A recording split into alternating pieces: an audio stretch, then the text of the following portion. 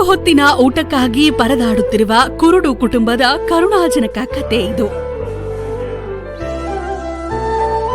ವೀಕ್ಷಕರೇ, home news Kannada ವಾಹಿನಿಗೆ ಸ್ವಾಗತ.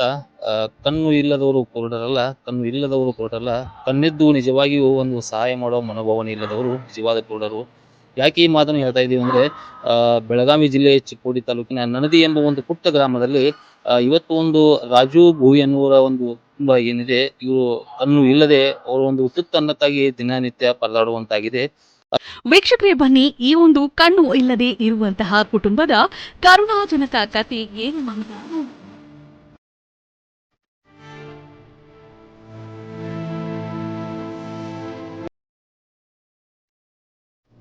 ತಮ್ಮ ಪೂರ್ಣ ಹೆಸರು? ರಾಜೇಂದ್ರ ಮಹಾದೇವ್ ಭುಯಿ. ಜನ ಇದಾರೆ ಮನೆಯಾಗ? ನಾವ್ ಮನ್ಯಾಗ 4 ಜನ ಇದೇವ್ರಿ. 4 ಜನ ಇದೆ.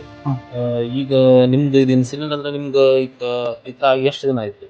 ಇದ್ ನಾವ್ ಹುಟ್ಟ ಐತ್ರಿ ಸರ್. ಹುಟ್ಟ ಆಗೈತಿ. ಹೌದ್ರಿ.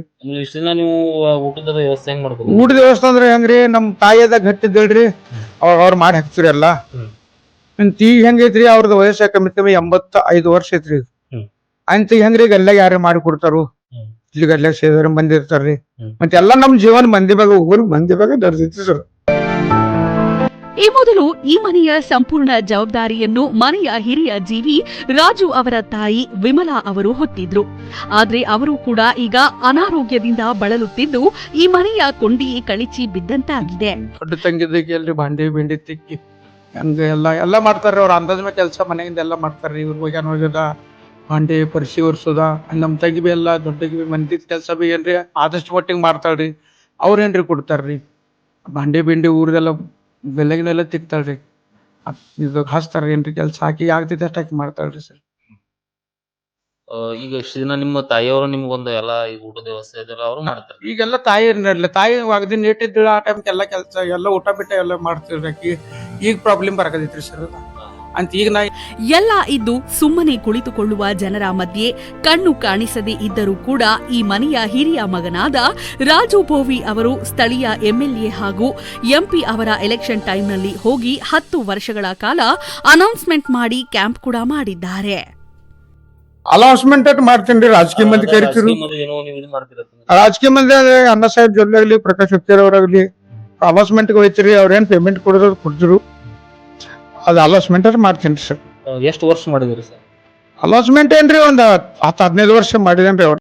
ನೋಡಿದ್ರಲ್ಲ ವೀಕ್ಷಕರೇ, ಒಂದು ಹೊತ್ತು ಅನ್ನಕ್ಕಾಗಿ ಈ ಕುಟುಂಬ ಎಷ್ಟು ಪರದಾಡ್ತಿದೆ ಅಂತ. ನಮ್ಮ ಓಂ ನ್ಯೂಸ್ ವಾಹಿನಿ ಮುಖಾಂತರ ಕೇಳಿಕೊಳ್ಳುವುದೇನು ಅಂದ್ರೆ, ಯಾರಾದ್ರೂ ದಾನಿಗಳು ಈ ಒಂದು ಕುಟುಂಬಕ್ಕೆ ಸಹಾಯ ಮಾಡಲು ಇಚ್ಛೆ ಇದ್ದಲ್ಲಿ ಸ್ಕ್ರೀನ್ ಮೇಲೆ ಕಾಣಿಸಿಕೊಳ್ತಿರುವ ನಂಬರ್ಗೆ ಕರೆ ಮಾಡಿ, ಇಲ್ವಾದ್ರೆ ನಮ್ಮ ವಾಹಿನಿಗೆ ಕರೆ ಮಾಡಿ ಸಹಾಯ ಮಾಡಬಹುದು. ಮೇನ್ ಅಂದ್ರ ನಮ್ಮ ಊಟದ ಅವಶ್ಯಕತೆ ಐತ್ರಿ. ಈಗ ನಮ್ಮದು ಇಚ್ಛೆ ಹೆಂಗೈತಿ, ಈಗ ಹೈಸ್ಕೂಲ್ಕ ಹುಡುಗರಿಗೆ ಊಟ ಬರ್ತೈತಿರ್ಲ, ಆ ಊಟದ ಒಳಗ ನಮ್ದು 4 ಜನದ ಊಟದ ವ್ಯವಸ್ಥೆ ಅವ್ರು ಮಾಡ್ಬೇಕ್ರಿ. ಮತ್ತ ಅದು ಹೋಗಿ ತರವ್ರ ಬರವ್ರ ಅಲ್ರಿ, ಅವ್ರು ದಯವಿಟ್ಟು ಆ ಮಠದವ್ರ ನಮ್ ಇಲ್ಲಿ ಮಂದಿ ತಗ ಗಾಡಿ ಬಂದ ನಮ್ಗೆ ಅವ್ರ ಊಟದ ವ್ಯವಸ್ಥೆ ಮಾಡ್ರೆ ಬಹಳ ಪುಣ್ಯ ಪಡ್ತಾರ್ರಿ. ಅವ್ರು ಹಿಂಗ ಇಚ್ಛೆ ಐತ್ರಿ ಸರ್. ಮತ್ತ ಹಣದಂದ್ರೆ ಯಾರೇ ಸಂಘ ಸಂಸ್ಥೆಗಳು ಇರ್ಲಿ, ಯಾನ್ ಬಿ ಇರ್ಲಿ, ಯಾರೋ ದಾನಿಗಳು ಇದ್ರೆ ಒಂದ್ ಸ್ವಲ್ಪ ಸಹಾಯ ಮಾಡಿದ್ರೆ ಅವ್ರಿಗೂ ಉಪಕಾರ. ವರದಿ ಅಲೋಕ್ ಚೌಗಲ. ನೇರ ಸುದ್ದಿಗಾಗಿ ಮತ್ತು ನಿರಂತರ ಸುದ್ದಿಗಾಗಿ ನೋಡ್ತಾ ಇರಿ ಓಂ ನ್ಯೂಸ್ ಕನ್ನಡ ಚಿಕ್ಕೋಡಿ.